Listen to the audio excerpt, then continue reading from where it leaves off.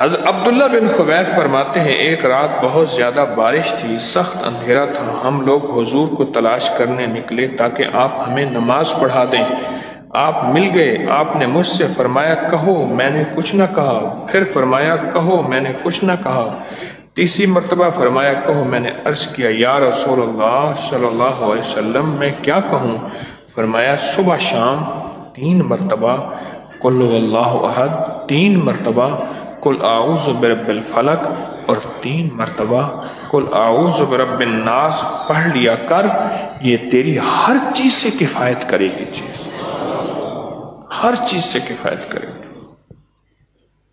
اتنا طاقتور عمل ہے، اتنا طاقتور عمل ہے، یہ تیری ہر چیز سے یہ چیز کفایت کرے گی، ہر چیز سے۔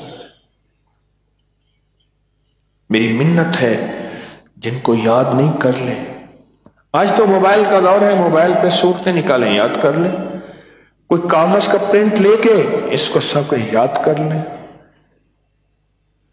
زندگی کے 50 60 سال 70 سال جتنے بھی ہیں، یہاں بھی ہڈیاں چٹکتی رہیں، اور غم اور دشمن اور حاسد، اور وہاں بھی ہم حاسدوں کے ساتھ رہیں، اور یہاں بھی سکھ نہ ملے وہاں بھی سکھ نہ ملے، تو زندگی میں مزہ تو نہ آئے۔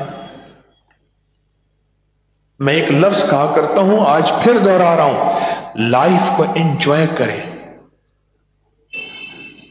آپ کہیں گے یہ کیسی بات کرتے ہیں؟